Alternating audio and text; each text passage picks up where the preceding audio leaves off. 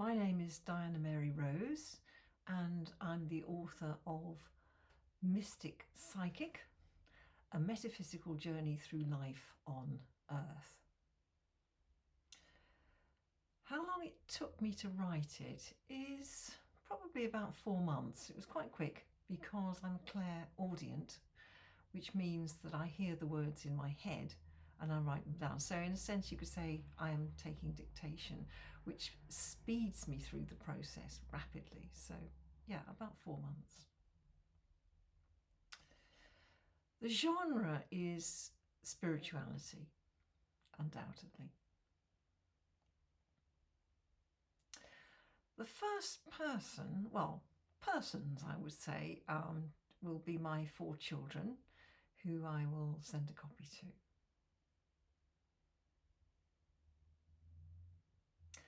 My earliest reading memory is of fairy tales. We had a set at home and it was lovely hearing them read to me and reading the odd word myself.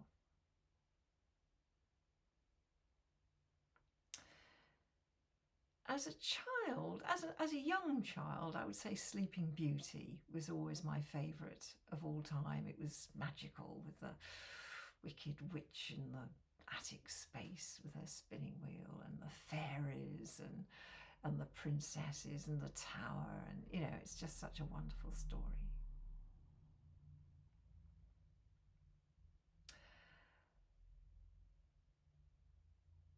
My current favourite story of all time, it's a bit of an unusual one, this, because it was actually 1953 I think when it was written, but it's called The Boy Who Saw True, and it's the psychic diary of someone called Cyril Scott over several years, and he describes as a very small child, maybe a 10-year-old or something, the most extraordinary psychic phenomenon. He was clairvoyant and he was seeing all sorts of things, but he describes it in a childlike manner, and it's just absolutely wonderful. It's unbelievably gorgeous.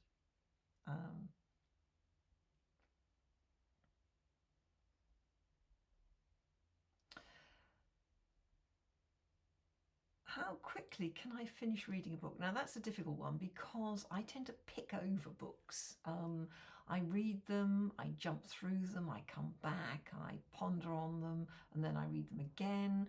So it can actually take me several months to read a book. Although if I were to put my mind to it, I could be through it in 5 or 6 hours.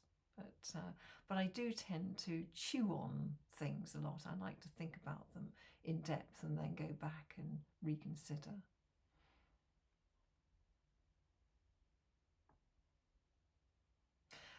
I'm not a great audiobook fan, although I'm sure on a long journey it might be fun. I prefer to read the physical book. I'm definitely a physical book person. I like to hold it and to enjoy the cover and the pages, and I just like to keep it for all time.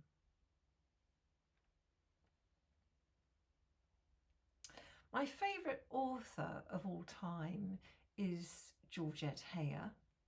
I absolutely love her.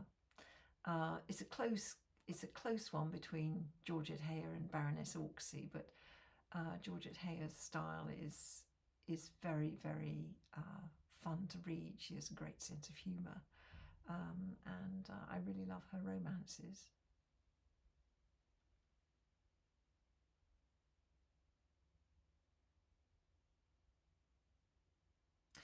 The book that took me the longest to read ever, I would say, is Charlotte Bronte's Villette.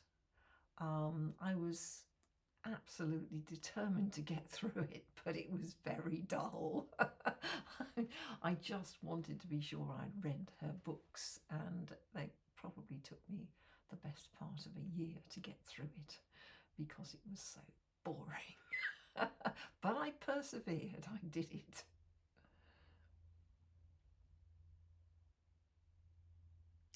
There aren't any books that have inspired my writing because it's psychic. There is nothing on earth that I've come across which actually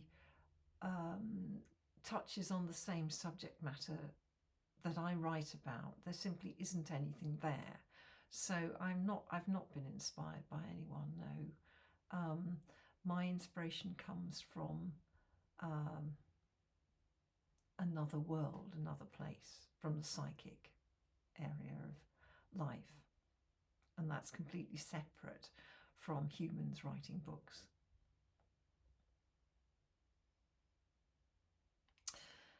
At the top of my reading pile, well, I love autobiographies. I'm a great one for reading autobiographies, and because I find people very interesting, and I'm always looking for connections on their behalf for past lives or all sorts of indications that they may have been other people in other lifetimes, and their words inspire me to think, but they've got to be good writers. And at the moment I'm reading Julian Clary's autobiography called A Young Man's Passage, because he's a brilliant writer.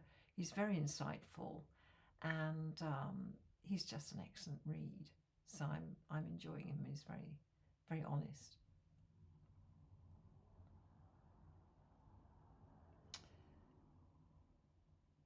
Which book do I think everyone would enjoy? And I can't answer that because we're so individual.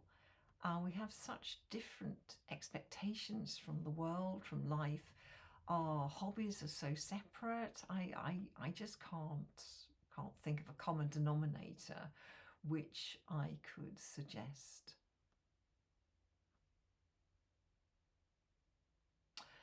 This year, how many books have I read? Maybe 20. Most of them autobiographies, a few ordinary biographies.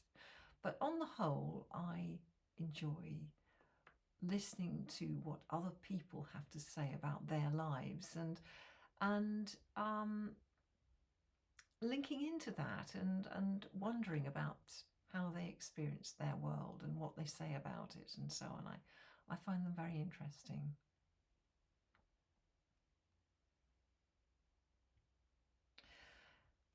Right, why people should read my book next? Well, it's unusual. It comes from a completely different realm of interest than the average writer using his imagination, because I'm not using my imagination, I'm using the psychic word.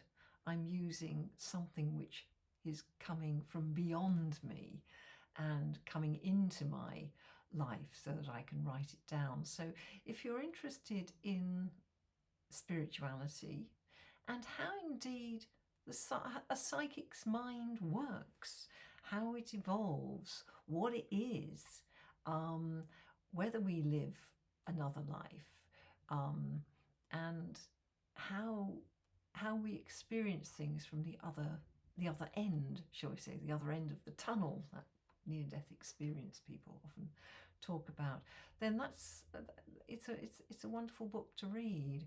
And if you fear death and dying, you wonder what's happened to your loved ones when they've gone, it gives you some excellent insights. So I would say that's why you should read it. It's very different and fun to read. It's a good read. So that's goodbye from me, and I hope you found that interesting. My thoughts on the open book